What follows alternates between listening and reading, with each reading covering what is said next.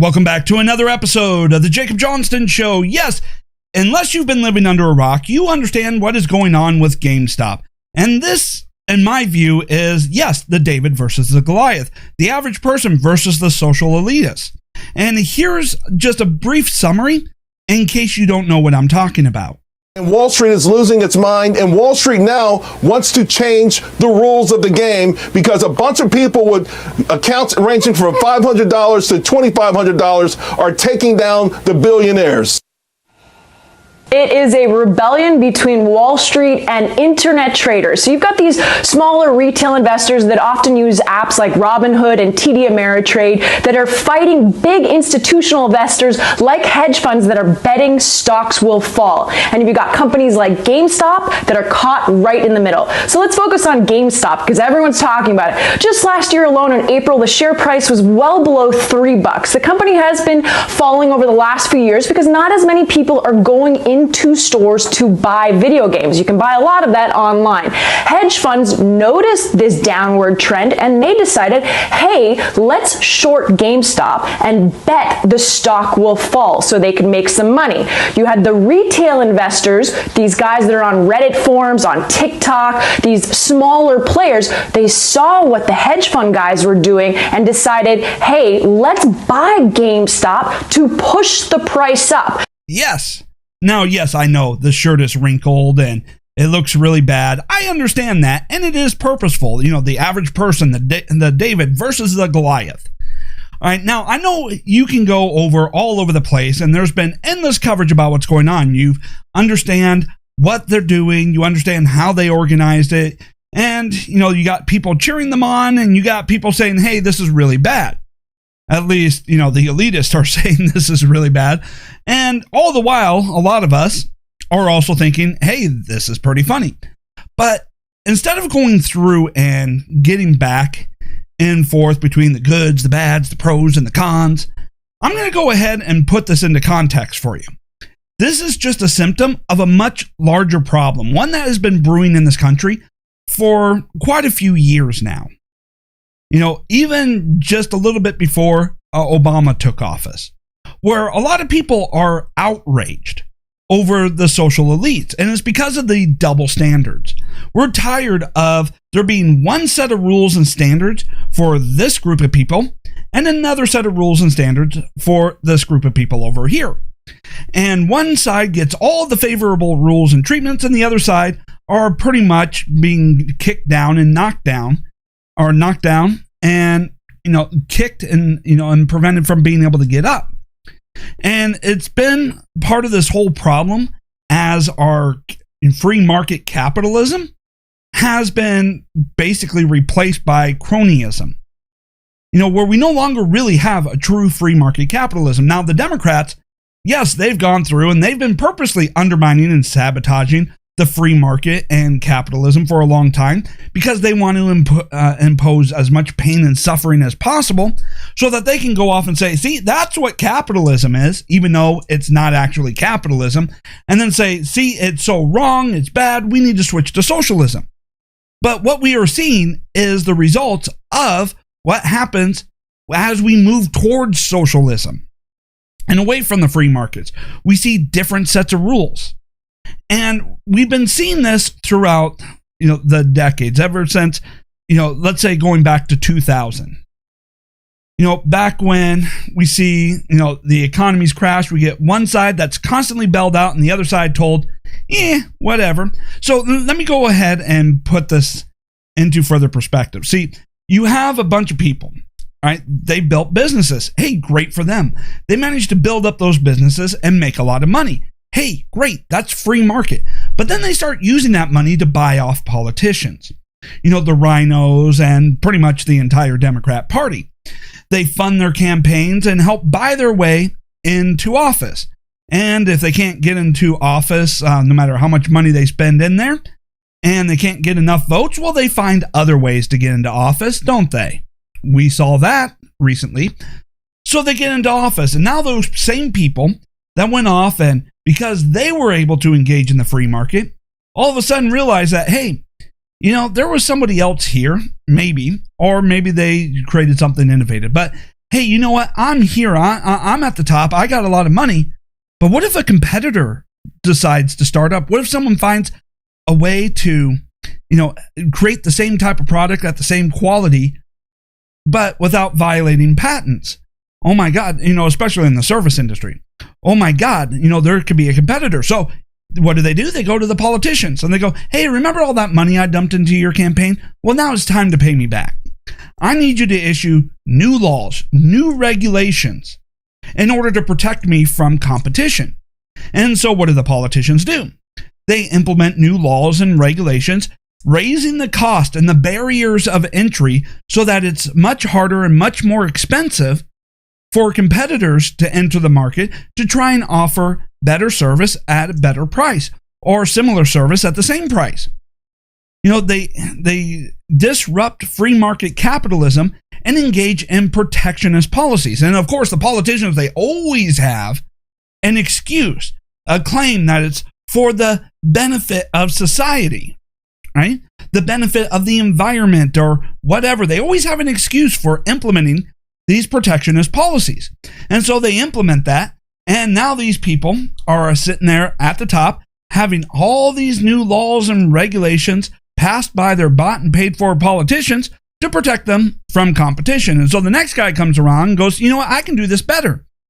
Well, he tries starting a business. What happens? Well, he doesn't have enough money to get going because the cost of getting started because of all the new laws, regulations are so expensive. All the additional taxes, having to hire lawyers and accountants to do all the paperwork and get all the licenses and all of that. All of a sudden, they're bankrupt before they can get started.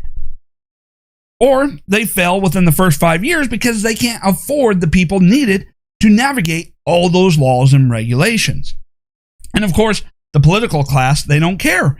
And we saw that with John Kerry just this week when Biden went off and decided he's canceling the pipeline, the Keystone pipeline, and now all these tens of thousands of people are out of work.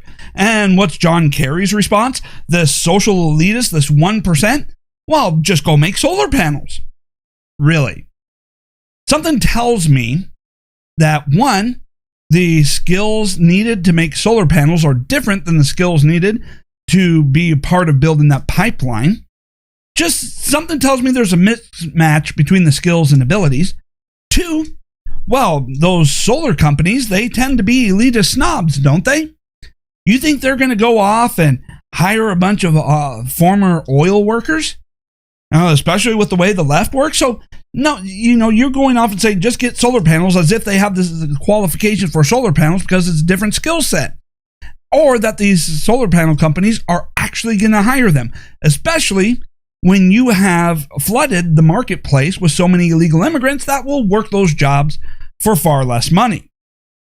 Right? And not to mention that the solar panel jobs, on average, pay less than what they were making on the pipeline.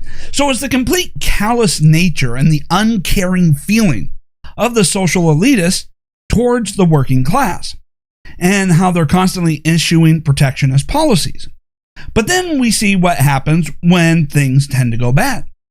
Remember, after the 9/11 attacks and we rebounded, but remember when we got to 2008? And all of a sudden, all these big financial institutions were starting to get into a bunch of financial troubles because they made a bunch of risky decisions related to the mortgage. And then we had to bail them out. Or remember when the auto industry was having a lot of financial difficulties and we, the taxpayers, had to go in and bail them out? Now, we, the taxpayers, were on the hooks. We had to bail them out. We had to protect them.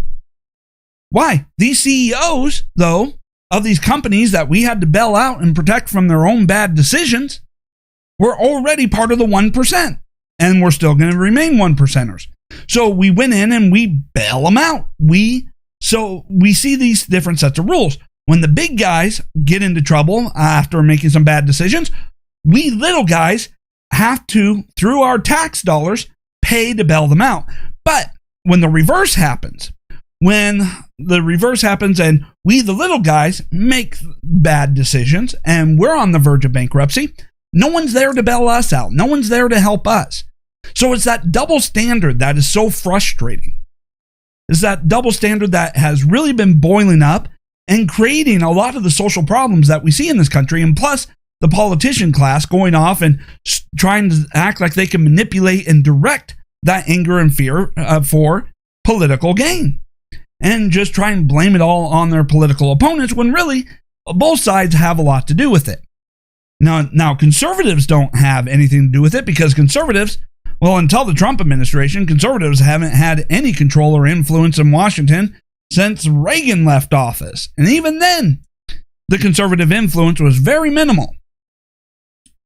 So we see that going on and we see that problem. And then, along with the protectionist policies, we also see what goes on in the House of Representatives, in the legislature, and in the White House. So we go off and we see that not only do we have a rigged economy, but we also have unfair elections. And yes, I know YouTube is going to try and demonetize this, but let's actually listen to this for a moment. The House of Representatives in the control of the Democrats. How did that happen? Well, they went off and said, you know what? These people are not voting the way we want. They're not going off and, just giving us the power that we want. Here's an idea. We're going to start including illegal immigrants in the census. And then we're going to use that to take representation away from the American people because they're not voting for us. And we're going to set those seats aside to represent the population of illegal immigrants. Now, legally, illegal immigrants can't vote, but their population has given extra congressional seats and districts to their state. So now you see a situation where citizens of Democrat states have more representation per citizen than citizens of red states. Unequal representation in the House of Representatives. Another way in which they help, and control what is going on and deprive us, the people, of free, equal, and fair opportunities. And then we see what happens in the election. Hey, you know what? You just didn't vote the way we thought you should vote. Here, let's go ahead and correct the results. Right? And so we see this going on, how they're constantly creating double standards, and they're constantly setting up a system where we, the little guys, are constantly having to bail out the big guys when they make a mistake, but we don't get bailed out ourselves. And so is it any wonder that a bunch of people on Reddit and all these other forums started going off and taking a look at what these hedge fund managers did and have decided, you know what, we're going to do something about it. We're going to, some of it for profit and some of it just out of anger at the two-tier system, whether it's a two-tier system in our criminal law and justice, or in our legal system, the two-tier system in politics, the unequal system in the media, or in the financial industry. And then, to make matters worse, what happened? The tech tyrants came up and proved we conservatives, us Trump supporters, right about how they are only there to protect the elitist class.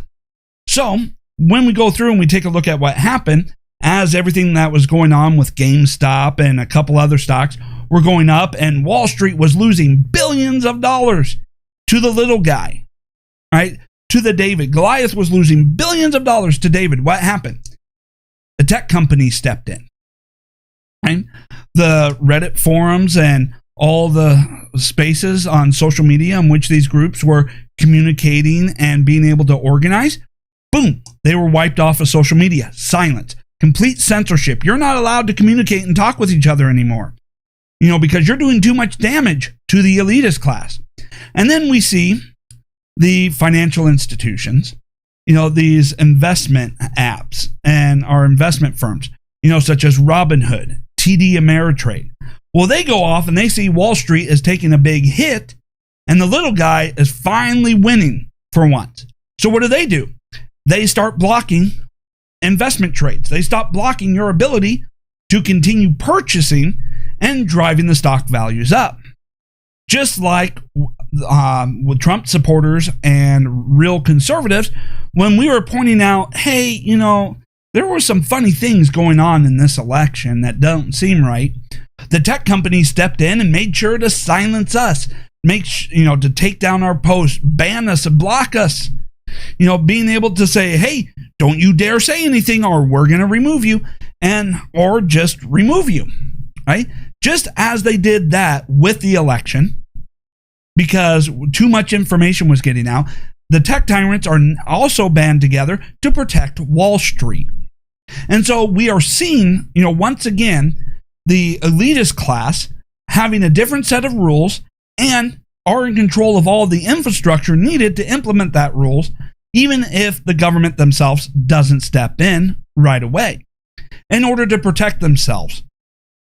Now, would they ever do anything like that to protect we the little guys? Of course not. So what we have seen here when it comes to GameStop is what we have seen going on in so many sectors of our country, of our society. What we have seen in politics, what we have seen, and all the new regulations and laws that come out, what Biden has been doing through executive orders. It's setting up the two-tiered system, and anybody who finds a way to fight back is summarily smacked down because it's the people they're fighting back against in control of all the means in which you can fight back. And it's because we, the people, no longer have a say in anything. We don't get the same free market, economy that was in place when these other people were able to go from rags to riches, because they burned down the bridges all behind them through all the new laws and regulations.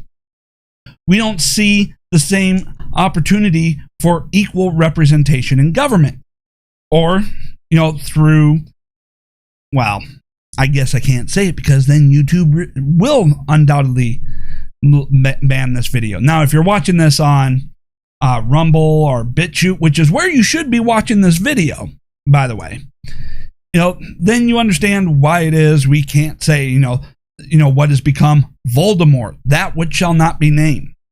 But now you understand what's really going on in the society, why it is people are rising up. And I get it, the left tries to say, hey, that's what we were doing when we were burning down all these cities, burning down all these businesses and neighborhoods. It's the same concept. Well, no, that was violent acts of domestic terrorism. But okay, you want to equate that, fine. For the sake of argument, let's say that is the case. Well, what happens? The elitists continue to ignore we the people. They continue to keep rigging every last part of our society to have double-tiered system, and we the people are getting increasingly frustrated. Why do you think our political system has gotten so toxic? Well, the censorship, the propaganda, misinformation, and all of that by all of the authoritarians on the left, has got one group of people seeing all the inequities and not realizing that the inequities are coming from the very people that they're supporting. And then you got the Republicans that are conservatives looking at this, seeing that, what the Democrats are doing and how the Republicans are doing nothing to stop it, because most of them are, a bunch of RHINOs who kind of like the idea of a two-tiered system, because they like to have this feeling that they're like we're back in the days of King George, where the social elite, rule over the people. The people are just there to look up and worship them. And that's what we were seeing. This whole issue with GameStop, while yes, there is a financial motive, it's just more of a symptom of a much larger problem of the elitist versus the regular working class citizens, and the two-tier system in which we operate, where they are given all of the benefits, all of the, the easy street. The rules don't really apply much to them. It's just all the rules and hindrance is forced onto us. Right? But the fact that Robinhood, TD Ameritrade, and all that stepped in to stop the ability to continue investing in GameStop, to stop the ability to keep buying it that way, as the stocks sell, the price starts coming down in order to protect and limit the losses of Wall Street. You know, what TD Ameritrade and Robinhood did for Wall Street is no different than what Facebook, Twitter, and YouTube have done for the Democrats. It's the same thing. It's just the elitist class protecting themselves and buying off politicians to protect them. All the while, most of the time, we, the average person, are left with the bill. And we're sick and tired of it. What we want is real simple. We want to go back to the free market society. We want to go back to free markets and pure capitalism. You know, where here everybody's playing by the exact same set of rules and government gets out of our way. That's what we want. We want equal, fair representation in government for our voices. We want, we want free and fair elections. You know, we want, as this country was always meant to be, equal opportunities. Not equal outcomes. The outcome should be the result of your own individual decisions and actions, but we want an equal playing field, a level playing field, where we're all playing by the same rules, where government is as hands-off as possible. And the more that they go off and get all authoritarianism, the more they engage in a cronyist economy, and the more they try to block we the people from having any voice in anything anymore that we used to have a voice in, the more things like this is going to happen.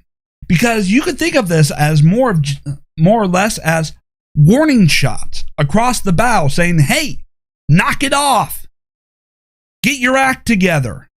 We are not going to take this much longer. Okay. So hopefully that kind of explains in a much larger context what is going on here. All right. So thank you so much, for tuning in. I really do appreciate that. I don't know why I say tuning in. I mean, it just seems, a little strange here, but thank you so much for watching. Don't forget to hit subscribe. Go ahead, leave comments, smash the like button, or, whatever it is, up votes, down votes, swipe left, right, whatever it is, whatever that is, go ahead, hit subscribe so you get this, share it around, and let me know down in the comments. Do you agree with my assessment or not? All right. Thank you, and I will be back again soon.